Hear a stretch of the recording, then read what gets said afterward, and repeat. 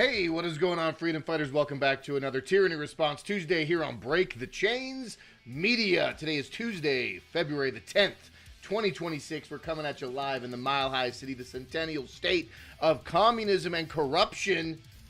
And we're going to be getting into all of that fancy, fun, and exciting stuff that we have to deal with here in Colorado. It's a shame, really. It's a shame. We've got the legislative session is in full swing. We've got bills coming out of our nose here in Colorado. A lot of bad bills as per usual, but we're getting a couple good wins as well. We're getting some wins on the battlefield. We're getting W's on the board. So we're going to talk about that. We're going to do some breakdown. We're going to talk about a couple good things that happened in the legislative process. And as per usual, the communist tactics, as always, pulling bills at the last minute, rescheduling, shuffling them around so people can't testify. And we're talking gun control legislation bill. They're trying to outlaw gun barrels. They're trying to outlaw different gun parts. They're trying to establish a gun registry database. I've been talking about this as well as many others here on the interwebs in the Mile High City. But a lot of bad things in the pipes, in the working process here in the legislative session. So if you can go down to the Capitol, if you can do, whether it's in person, I always think in person's better to testify because you get that emotion, you get to look them in the eyes while you're doing it. But you can also do any of these testimonies online as well. But we're going to go over all of that. And then we are also going to touch base and kind of just maybe a little bit more of a philosophical segment or more of a open-ended conversation postulation that I've been mulling over for the last few weeks. I've just been I don't want to say I've been in a funk, but I've been not fully engaged as I want to be, only because the unsurmountable tasks and the fight that's ahead of us and the constant beating down. Like, I just feel like the scene from Avengers Age of Ultron when Iron Man in the Hulkbuster outfit just repeatedly bashes Hulk's head with his little auto hammer, the auto puncher on his Iron Man Hulkbuster suit. I kind of feel like Hulk right now, just being bashed again and again, over and over on repeat, dealing with just the most uphill battle news, the most abysmal news. We're constantly dealing in a state of flux, in a state of turmoil. We're always playing pickup. We're always one step behind the ball, so to speak, and I'm trying to navigate a proper and healthy way forward. That way we can always stay optimistic. That is what this is all about, right? We are in this fight. It is an eternal fight. It is a perpetual fight. But what kind of warrior are you if you are not clear of mind, clear of body, clear of soul, and able to do the things that are necessary to put yourself in that position as the fighter in the arena to stand up against these things? So we are going to get into all that as well. If this is the first time joining Break the Chains Media, smash that thumbs up button. Be a part of the Chain Breakers here on Break the Chains Media. We do live streams Monday, Tuesdays, and Wednesdays. Today is Tyranny Response Tuesday, but I make short form videos. I do all kinds of other stuff as well. Feel free to share this with all your friends and family. And you can go over to the live, you can go over to the website here as well. That is the landing page. This is the website here. BreakTheChains.media is the website. All the socials are here. Top right corner gets you to Realm Walker Hot Sauce, the official sponsor of Break the Chains Media. From mild to extreme heat, travel the 9 realms of Norse mythology through hot sauce. Come pick up your bottle today from Break the Chains Media. Shoot me a DM, get in touch with me there, or follow Realm Walker Hot Sauce on Instagram, and you can pick up a bottle through them as well. We've got Niflheim, the jalapeno tomatillo, cilantro lime, milder, but it's good for everyone. And if you want to go, you want to step it up a little bit, you can do Midgard, Serrano tomatillo lime. That's more of like the green, milder, typical green hot sauce, right? Very good, excellent flavor. It's all fermented, hand-bottled, homemade here in the Mile High City. And then if you want to go to the other end, the hot end, the fiery end, the fiery realms. You've got Muspelheim. You've got red super hot peppers and roasted red peppers. And then you also have Ragnarok, smoked chocolate super hots, Apocalypse, and green chili. That is my favorite. Highly recommend the Ragnarok if you want that hot, delicious flavor, excellent flavor. And then we also got the Chainsaw Caucus. Rev up them chainsaws. Rev them up. There's the chainsaws cutting through bureaucracy, bloat, corruption, fraud, waste, and abuse. Being a part of the Chainsaw Caucus, the 527 recognized PAC, nationwide recognized PAC. Your $10 donation with the pinned description or the pinned link in the description below. Click that link in the description below. Sends you over to the Chainsaw Caucus affiliate link. For $10 a month, you can support the Chainsaw Caucus to field good and honest, real candidates who want to stand up for fiscal responsibility and limited government. Inspired by the Javier Milei Afuera movement, you could be a part of the Chainsaw Caucus and help out Break the Chains Media. Well, without further ado, we're jumping into it. We're getting into it, folks. Jumping right in. If I can press the buttons. Hello. Hello. We're in it. Cheers. Cheers to everyone in the chat. Say hello in the chat. Be a part of it. Yeah. We're going. We're making it happen. This here's my buddy Rich Guggenheim. 5280 based homo. He has worked for the Colorado Department of Agriculture.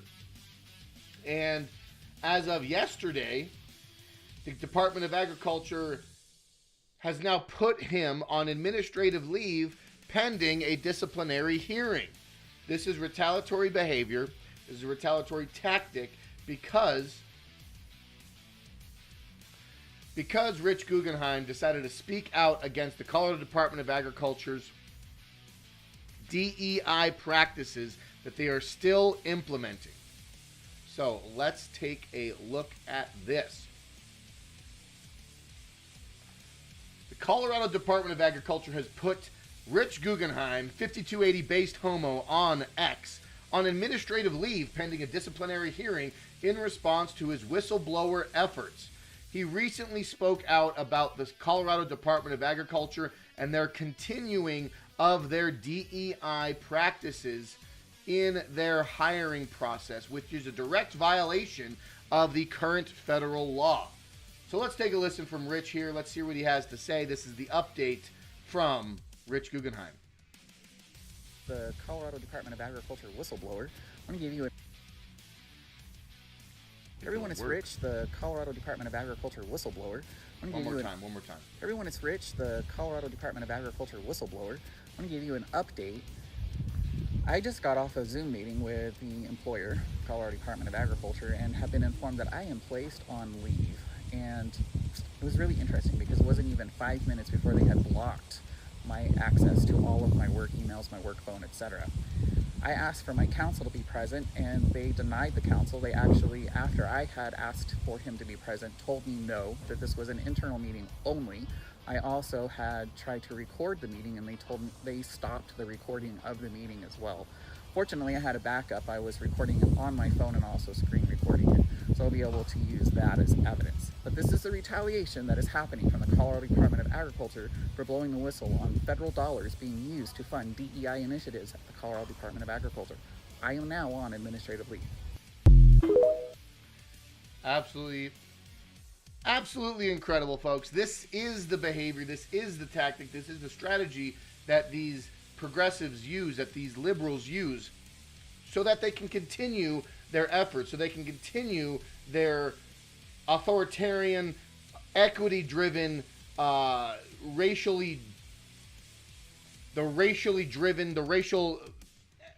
prowess that they like to continue with their hiring practice. Doesn't matter how qualified you are, as long as you got the right skin color, as long as you got the right junk between your legs. This is the DEI hiring practices, and they are continuing to do so in the Colorado Department of Agriculture. So we gotta support Rich. We gotta support his efforts, whatever he's doing right now. He's on administrative leave pending a hearing, a disciplinary hearing.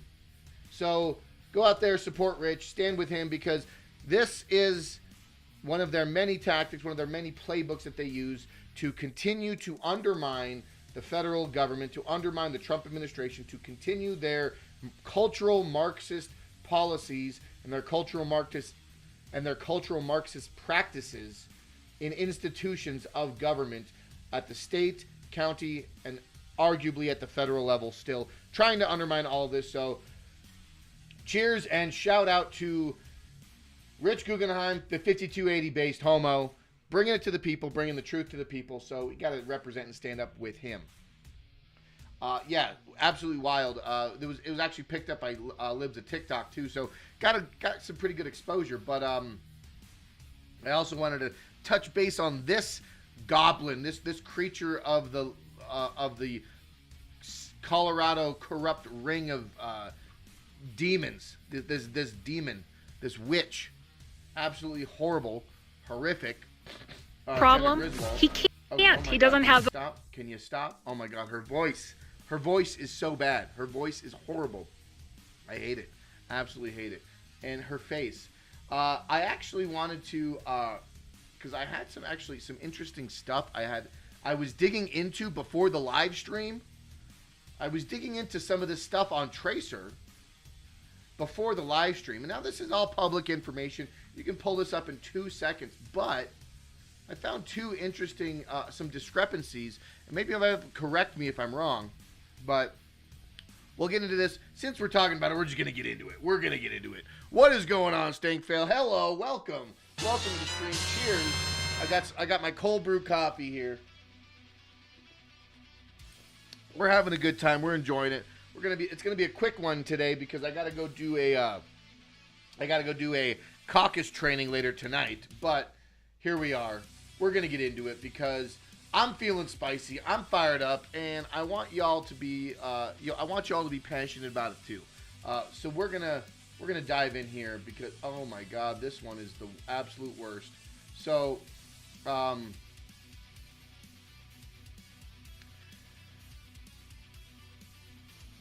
we're just gonna record it. We're just gonna go with it. We're just going with it.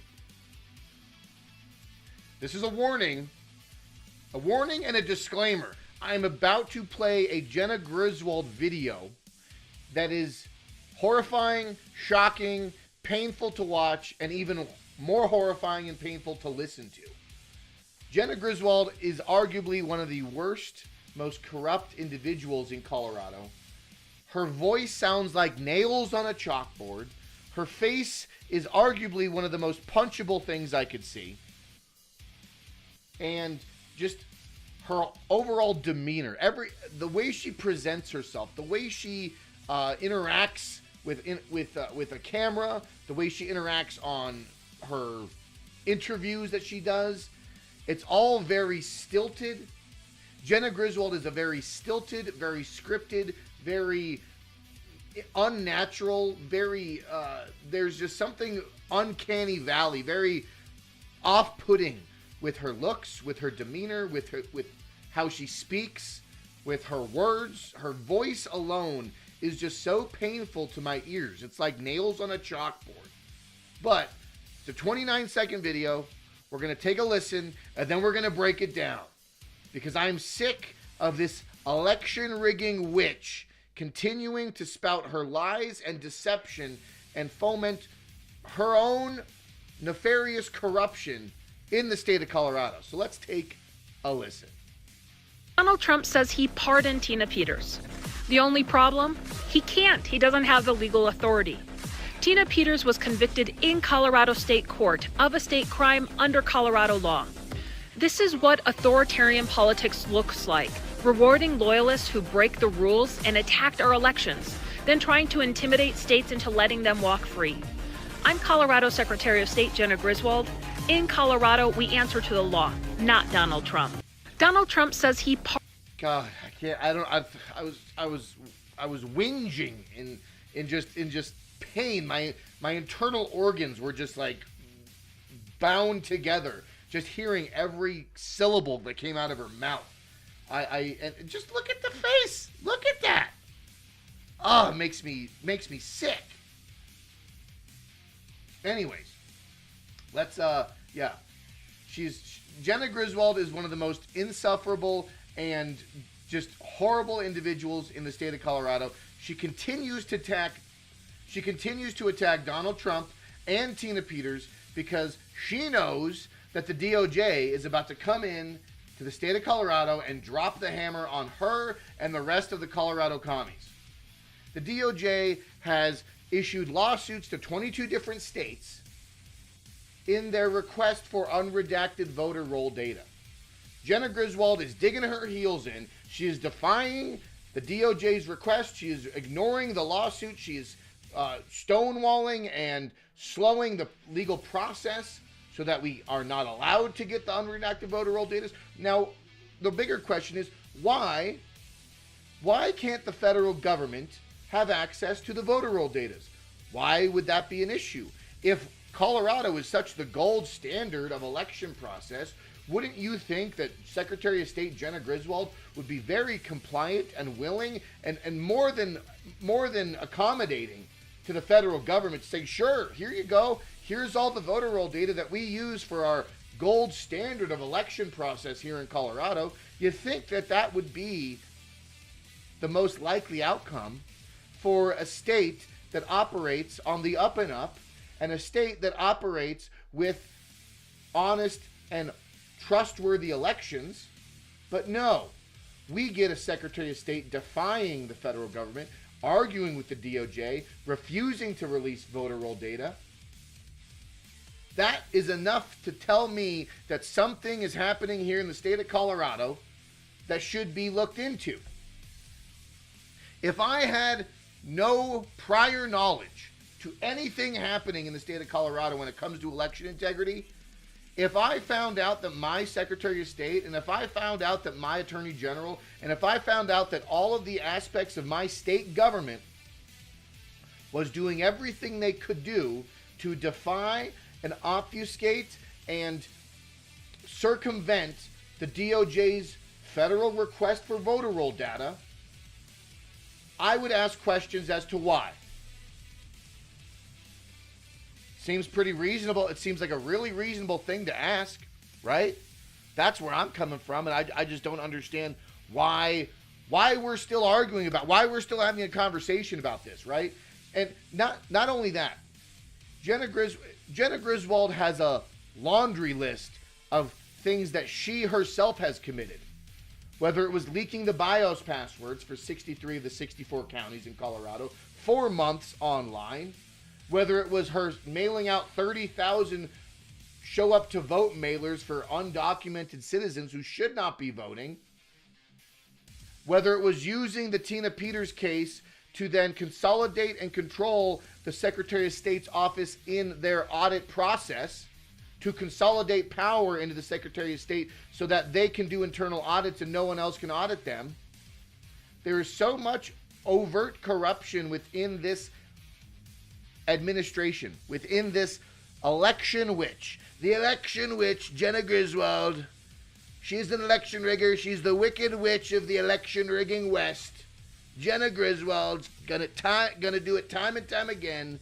She'll go out there. She'll tell you that she's following the rule of law. She'll tell you that Colorado follows the law. Well, you know what, Colorado? I have something to say for you. Why don't you follow the federal law? Follow the federal law and listen to the DOJ's requests, right? This is the double standard.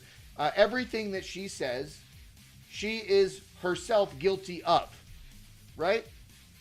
This is typical Marxist behavior, typical Marxist ethos.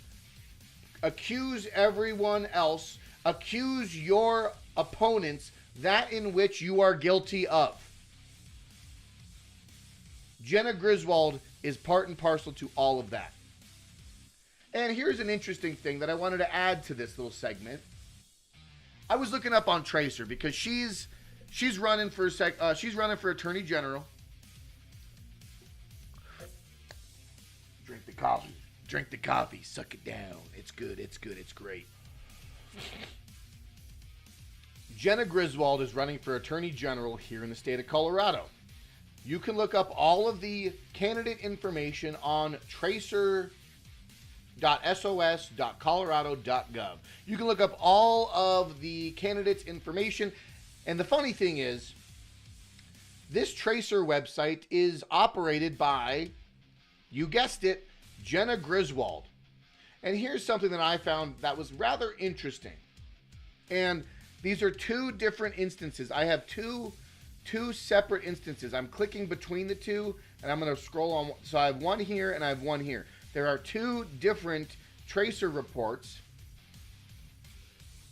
And I'm still trying to work out what I'm looking at here, in particular to one item, to one line item in particular. So this was the one. This is what I appear to be a more recent one, possibly. But you got Jenna Griswold information. Some of this information is redacted because, she runs the website and she can redact these things. She can do whatever she wants, right? As long as it's within Colorado law, right? Colorado law, right? But yes, what I was looking at here was her financial summaries. Okay? We're looking at the financial summaries.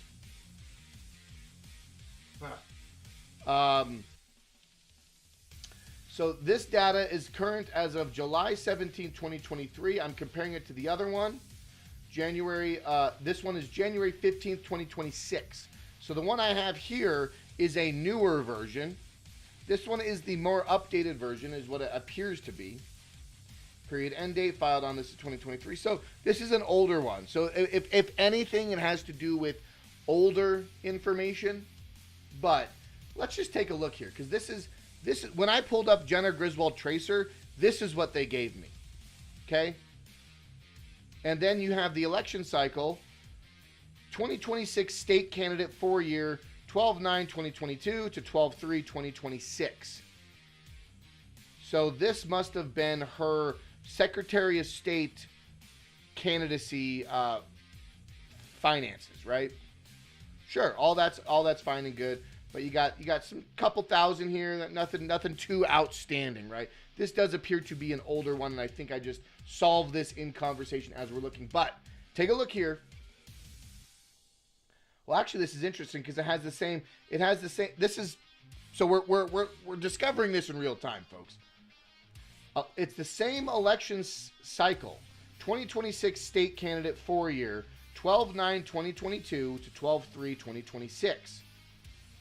Okay, and I'm just going to highlight this right here because this data, the financial summary here, okay, this data is of current. I'm going to see if I can I zoom this in? Yeah, let's see if I can zoom this in. The financial summary of her. This is candidate information election year 2026. And this is an older one, right? Candidate information 2018. So this was her Secretary of State run, right? So I believe that this is older information from her Secretary of State run. That's the best thing I could gather with this information. But for her candidate information 2026, how much money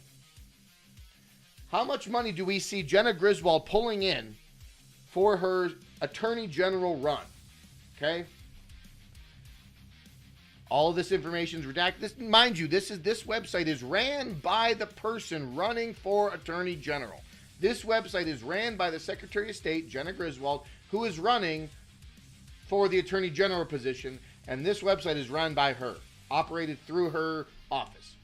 Okay? So this is all for her Attorney General of Colorado run. Candidate expenditures, period end date. So this is filed on January 15th, 2026. This is relatively recent. Beginning balance. Beginning balance was $0 plus total contributions. Folks, $1.47 million.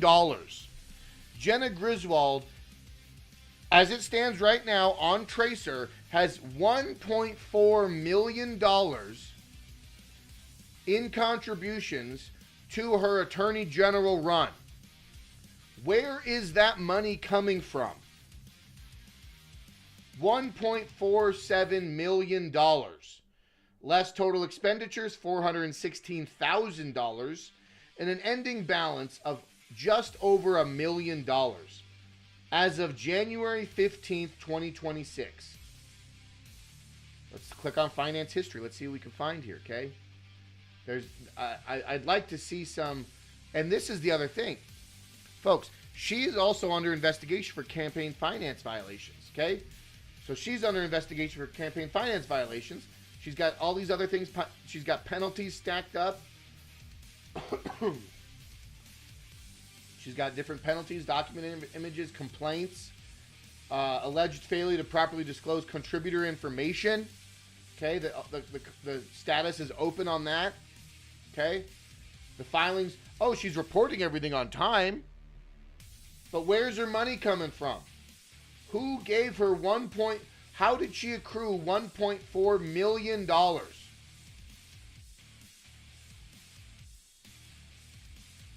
Filing history, filed. So that was so let's click on this. Let me see if I can see a breakdown. Oh, about blank block. Interesting. Let me see. Can I click on this just right here? Okay. That's weird that it opened up that way.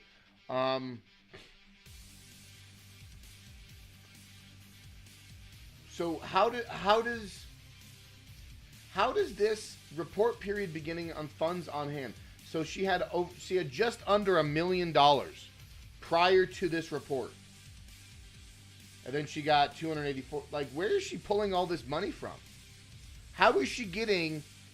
So, in the period of October to December, she raised almost $300,000. Where is this money coming from, folks? That's what I want to know. I'm keeping tabs on you, Jenna Griswold, as well as everyone else in Colorado.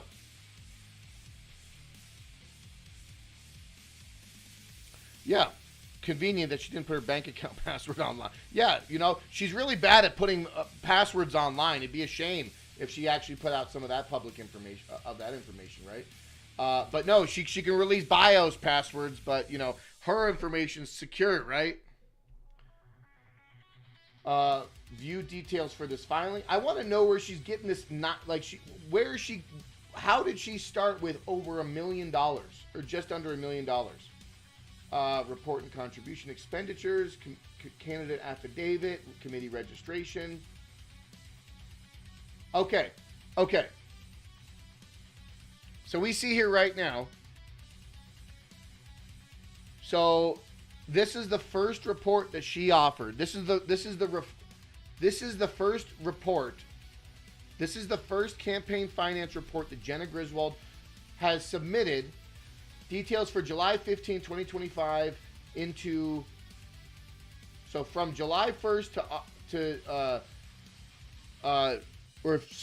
from April 1st to June 30th.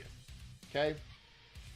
Report period beginning funds on hand. She had $0. She had a goose egg. She had no money.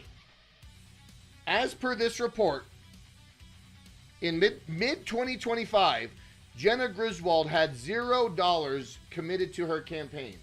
But in this period alone, she garnered $800,000 of monetary contributions. $10,000 in non-itemized. $100,000 in itemized expenditures. So with a grand total of just under $700,000 for this campaign period, she started at zero, and she somehow in just a few months pulled together almost $700,000 for her attorney general campaign. Let's see if I can find some contributions. Let's see. We're just doing this, folks. We're doing this in real time. Okay.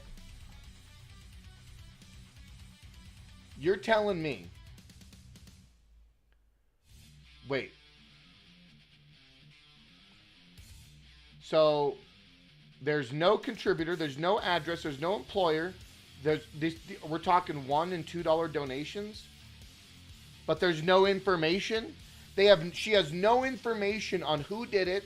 Well, to be fair, anything under $20 you don't have to report. So in Colorado, you under anything under $20, you do not need to report your name or address or information. So these small dollar donations are, quote unquote, by the book, because you don't need to disclose that information. However, there is several pages here.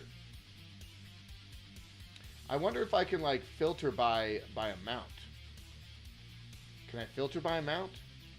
Because you got $10 donations, you got $1 donations. Folks, if she's going to try to pass off that $1 donations 600,000 times, is that what she's really going to try to play? I'm going through the pages right now. I'm going through pages of it right now. We're on page 4 right now. All of these are $1, $1, $11, like everything's $1. Where's the big numbers? How are we stacking big numbers? Okay, so yeah, so see that one. It's a $45 donation. So for someone from Fort Collins. But I'm kind of at a loss how she ended up getting $700,000 through $2, $1 donations. And where is this coming from? Are they just donating on the website? Pages of $2 donations, pages of small incremental donations. Okay? Then you got a couple, you got some small amount here. But folks, you're going to tell me, you're going to try to tell me that she's gotten what? How many pages? You can fit. Like, how many people? Look at this. How many people would it take? I have a hard time believing this, folks. This is just my personal opinion, that I feel like those small donations are something's up with that. We got obviously some more people with larger donation contributions here. Okay, so I would really like to know where she's getting that money. Oh, bunch of $10 donations, no names. $10 where who's doing that, right? Obviously, you got some personal,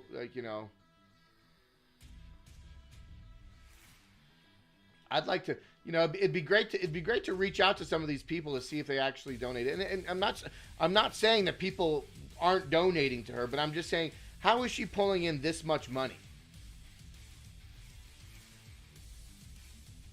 Crazy. So we could obviously keep going through this, but I'm and this is all public information. I'm not. None of this information that's out here right now is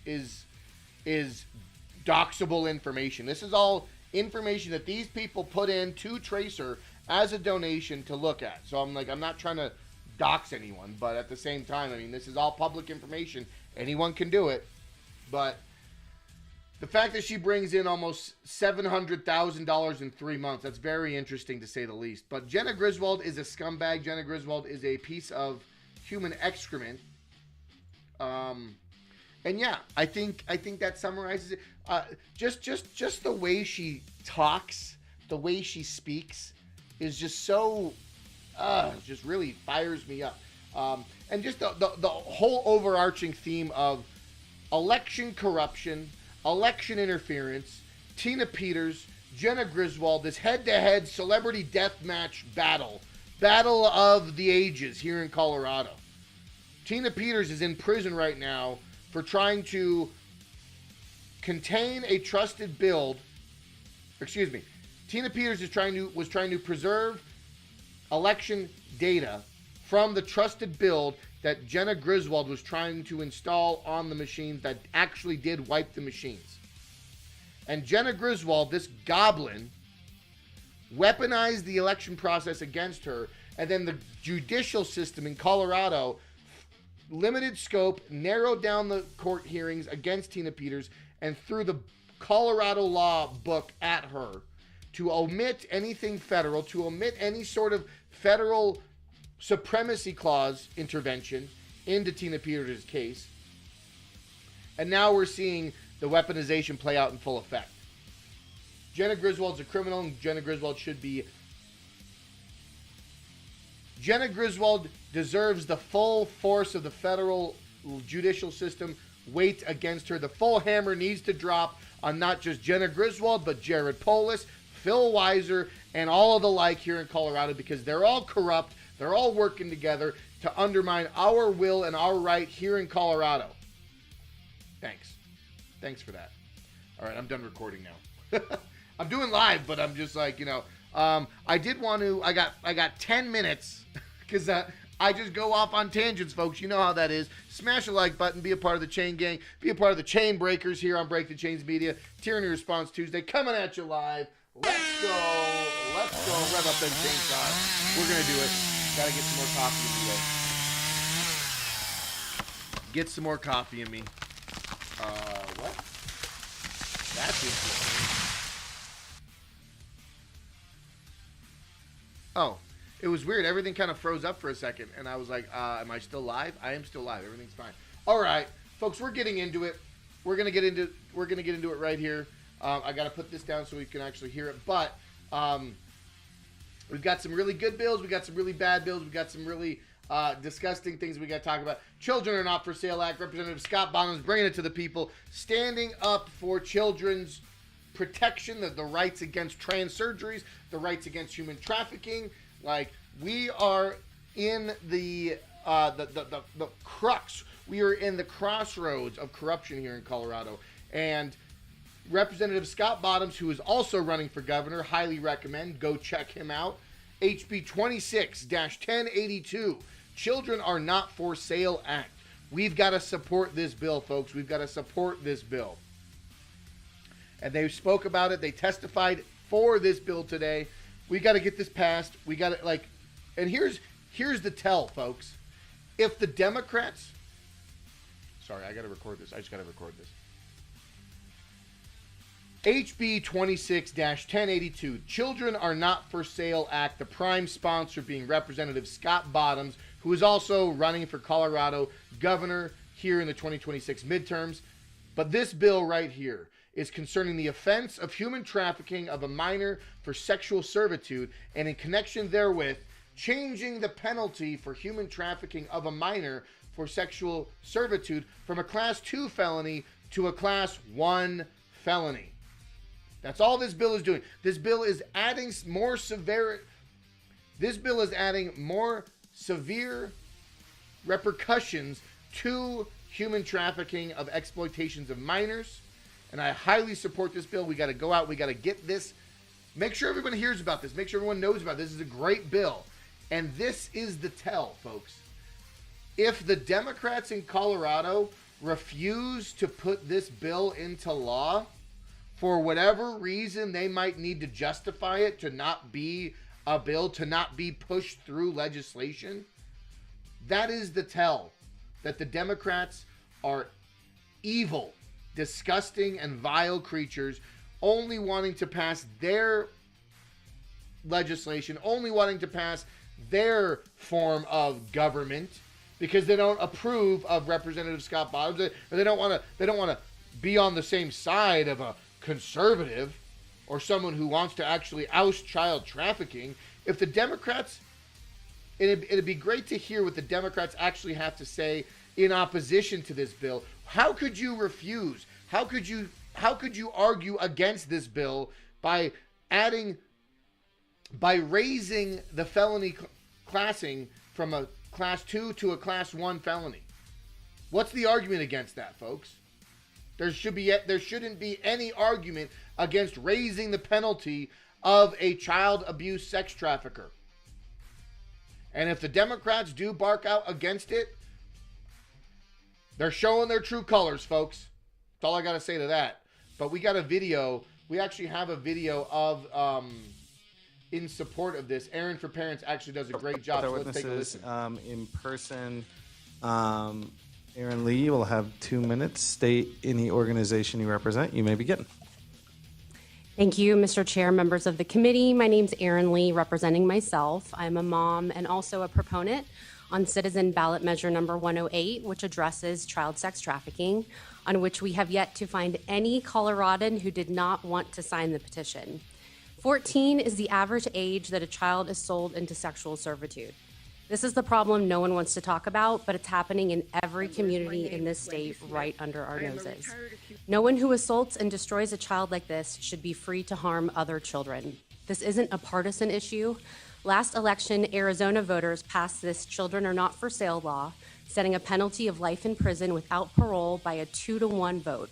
It passed in every single county and every legislative district, from the most liberal to the most conservative. If you choose to vote against protecting children today, I implore you to explain why for the people of Colorado who are asking you to protect kids. As you can see from the overwhelming support of this bill today, Coloradans are not happy that we rank number 13 in human trafficking, according to 2024 stats, with 2/3 of those victims being minors. There is another bill, Senate Bill 26-075, which puts a penalty of 4 years on this egregious crime. That's a bad joke.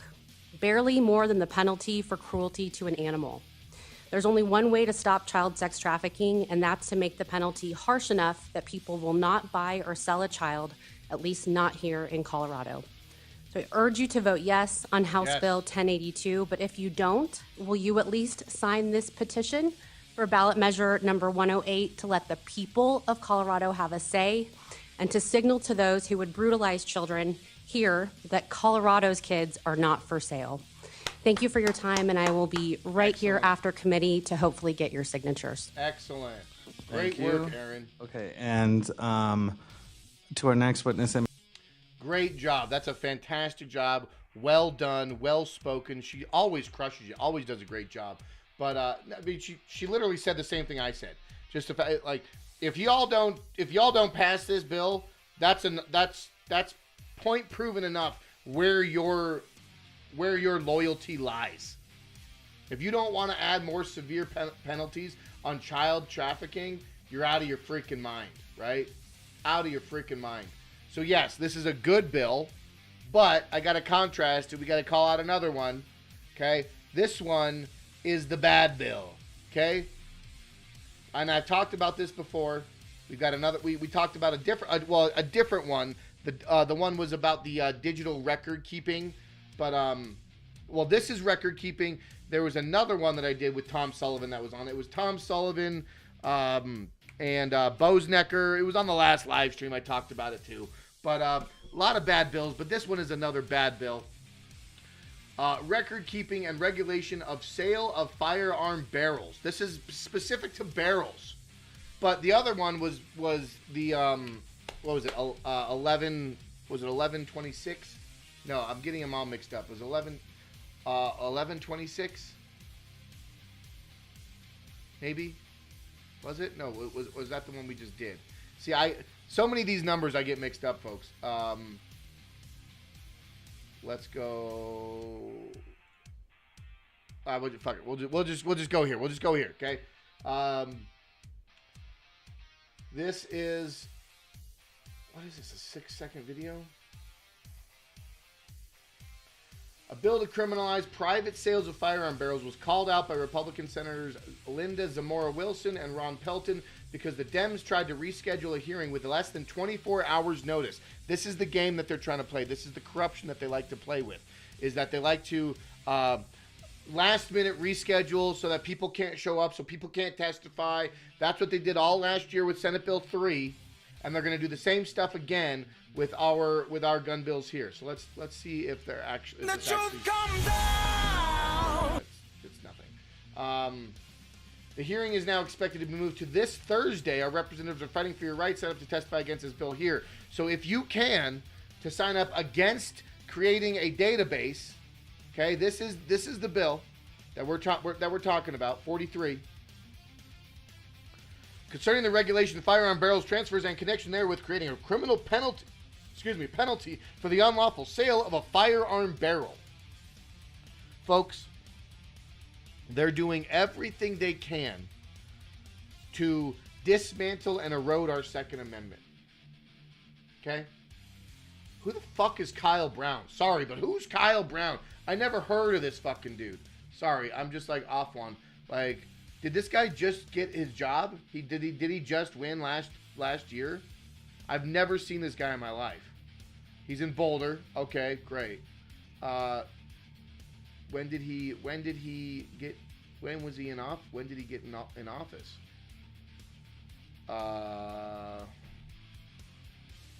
He must have just got into office, because I've never seen this guy before. Whatever. Just another nobody that I have no idea how this person gets into office, but suddenly he's pushing anti-American communist-style control tactic bills in our legislature. So that just goes to show you, this is the level that we're dealing with here in Colorado. But yes, this bill requires a firearm barrel to be sold or transferred in person by the FFL, and a person who is not federally licensed firearm dealer shall not possess a firearm barrel with the intent to sell, transfer, or with the intent to off. This is the same thing that they did with magazines. They did the same thing with magazines. They're doing this. They're going to do the same thing with special trigger mechanisms. They're going to do the same thing with butt stocks. They're going to do the same thing with optics and whether you got mountable rails or you name it. They're going to do everything they can to dismantle and erode every aspect, or make it financially improbable or impossible for you to actually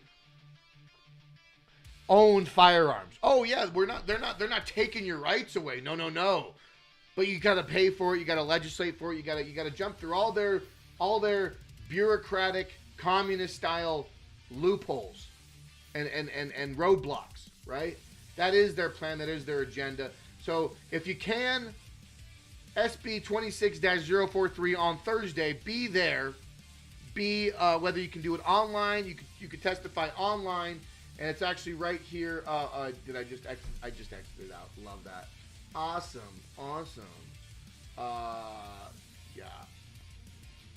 Do you think all these anti-2A bills will actually be our savior by bringing attention from Harmeet Dillon? Well, if you want me to be honest, I think the real canary in the coal mine is Tina Peters. And the fact that Harmeet Dillon and the Civil Rights Division are already looking into the Bureau of Prisons. They're investigating all of the different aspects with the Bureau of Prisons and the treatment of prisoners and the conditions. And they're doing an investigation on the civil rights end of these unsanitary or these violations of civil rights through the prison system by means of Tina Peters. And the fact that there's a whole... So the Civil Rights Division is already looking at the Bureau of Prisons. Now, expounding upon that into the Second Amendment conversation, okay, like... We've been having a litany of anti-Second Amendment bills being passed here in the state of Colorado for a long time. And the fact that the federal government, the fact that the DOJ, the fact that for many years they've just completely ignored Colorado, screaming. We've been screaming out again and again about these unconstitutional bills.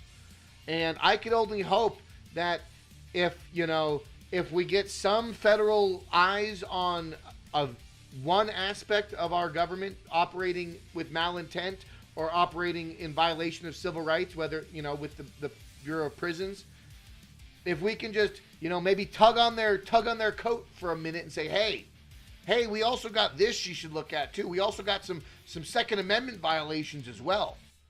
That's how we should actually approach it. I think that would be a great way forward, especially with if we got people in my freedom fighting network here in Colorado.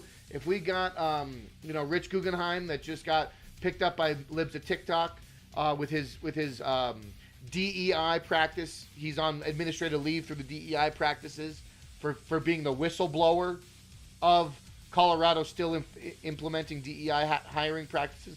Like, there are many different things that the federal government, that the DOJ could actually start looking into. Problem is we've got a weak and spineless, and they don't want to touch it, Supreme Court.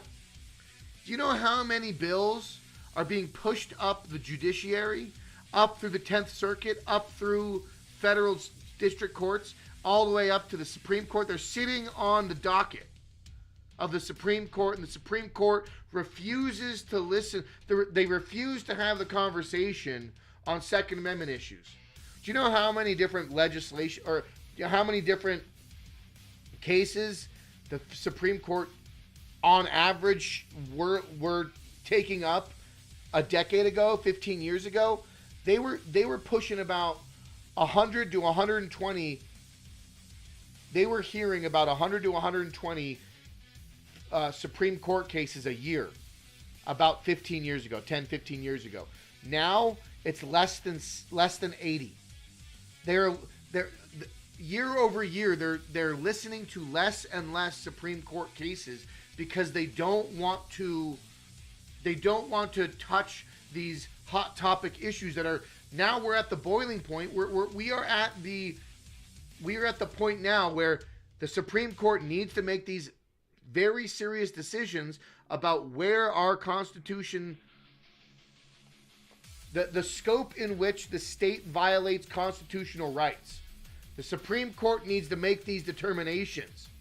And if the Supreme Court fails to make these determinations, I don't know where we're going to be. And this is the erosion of our three branches of government. Each branch of our government is so feckless. Actually, this is a great way to wrap up the segment because I'm kind of ranting right now, but you bring up a really great overarching theme that I was trying to deal with. Like, right? I spoke with, what are we really fighting for? Where is the energy? Where is the ethos? I was talking about I was kind of in a funk. I was kind of like, I wasn't really feeling myself because for so long we've been dealing with just overt corruption, overt institutionalized fraud, overt bureaucratic red tape and violations of our Second Amendment rights. But right now we are witnessing each branch of government failing at their own operation, right? Each branch of government is failing at their own game. The executive, the legislative, and the judiciary, all of them in turn are failing to do the job that was designed to them. The legislative branch can't seem to get their ass out of their fucking... They can't seem to get their head out of their ass. The legislative branch keeps infighting about this bill or that bill or concessions here or bipartisan. We always have to have bipartisan support when the Democrats are in charge, but they'll never have a bipartisan support if any Republican passes any sort of bill. And the only bipartisan support that we just had recently was the release of 3 million PDF files on pedophiles. And now we're just in a complete disarray because everyone's rifling through all of this stuff online, trying to pull up names and dates and times and information and all this corruption. It's just overwhelming. We're everything's coming out of our eyes with corruption and fraud and abuse and all this other stuff. But our federal government, the judiciary, the Supreme Court, the state courts, the district courts, everything is so compromised and so corrupt. Where do we go? How do we fight back? How entrenched is this system? How broken is this system? You've got the executive ruling by the pen, ruling by decree, signing executive orders. And sure, that if that's the one way to get things done on the forefront, great. Get it done so long as it's not in violation of any constitutional law or as long as it's not in violation of constitutional rights. Okay? Now, what needs to happen is these executive orders need to be codified in law. And the problem is that the legislative branch is not codifying any of Trump's agenda. None of this agenda is being codified. We're all too busy either circular firing squad, arguing each other on principles and morals and values and this, that, and the other. Or the Democrats, they want their own version of objective westernized communism. There is no middle ground in the legislative branch. There is no concessions to be made because we are living with two ideologically different factions of people. We are living with two different factions of reality. The left wants a socialist, quasi-Western communist style authoritarian regime state that makes sure that the government makes sure that they want to make sure that the citizens, illegal and legal citizens, suckle the teat of government subsidies, government handouts, and goes to the government for all of their needs and necessities. And then you have the right that there are factions of the right that want a more heavy-handed government, and I would agree to an extent that we need to have a federalized, heavy-handed operation to oust these corrupt and evil individuals in our institutions that are employing Western communism in our constitutional republic. We need to have a heavy-handed, federalized government to extract these evil Western undermining our democracy communism. Right? They use democracy as a weapon. They use democracy as the bludgeon to bash in their version of tyranny over the heads of the people.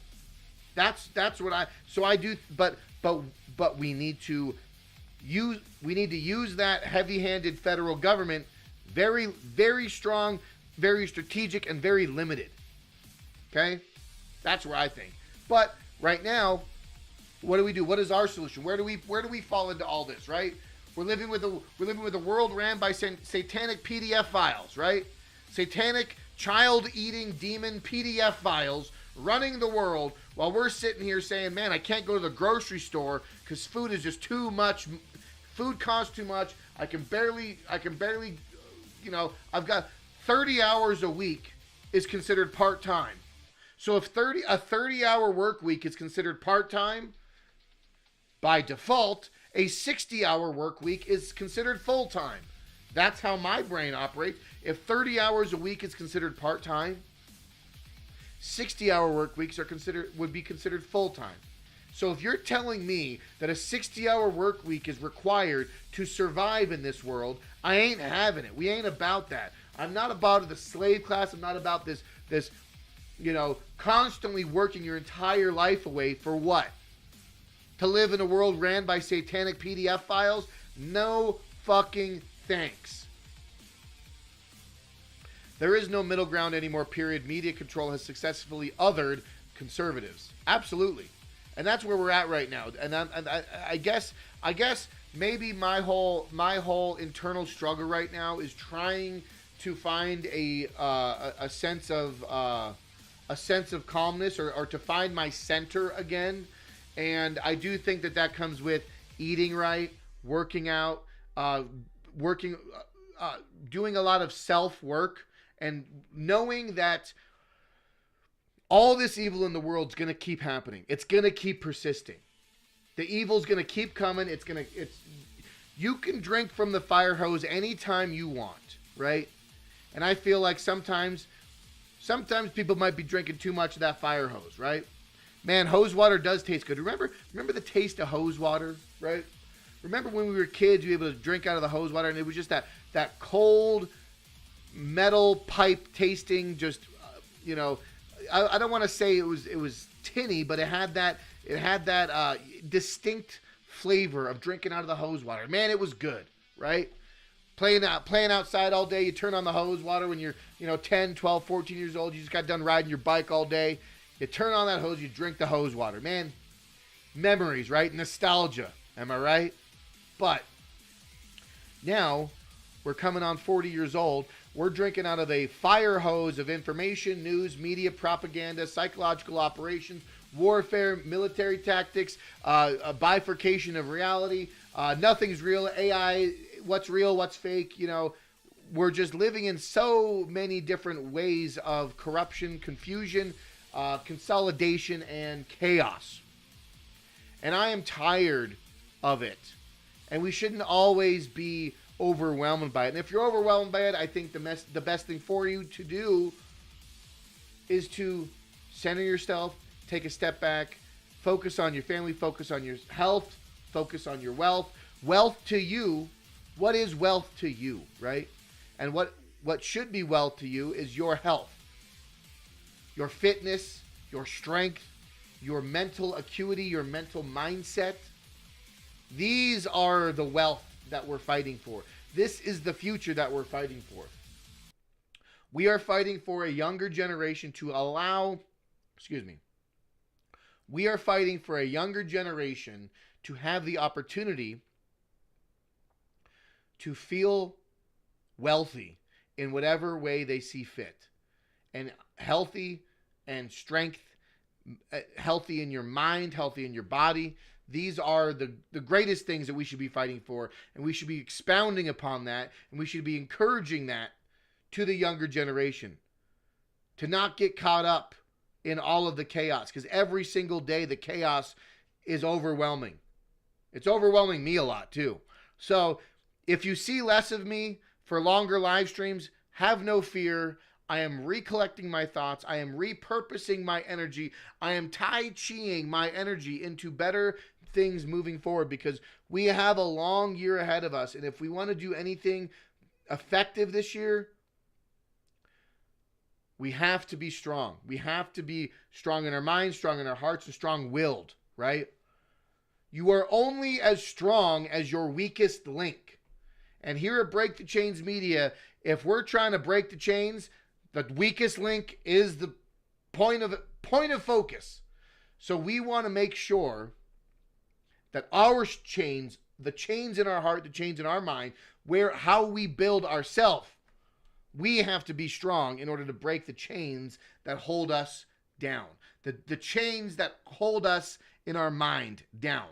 We've got to be stronger than that, folks. And I want to make sure everyone understands that we have the ability, we have the power, we have the purpose to be better.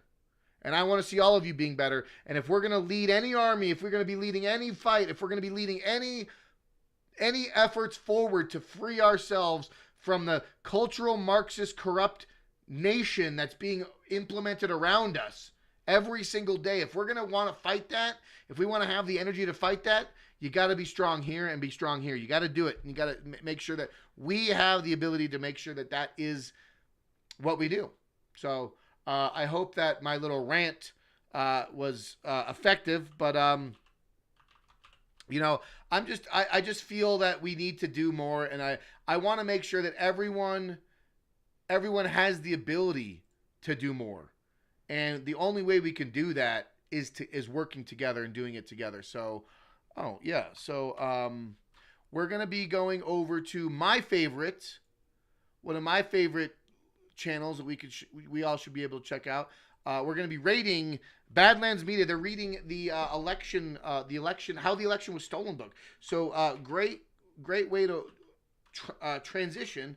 But folks, I do appreciate you hanging out. I thank you everyone for being a part of Break the Chains Media. I know sometimes I ramble and rant, and I might not be able to get my words out right, but I do appreciate everyone that shows up, and I do appreciate all the hard work that networks together, whether you're on X or whether you're on YouTube or whether you're on Rumble. It doesn't matter, but I'm glad to have the community that I do, so I thank you all for that. But without further ado, we are going over to Badlands Media, the book club, book number 5, Stolen Elections, Chapter 8.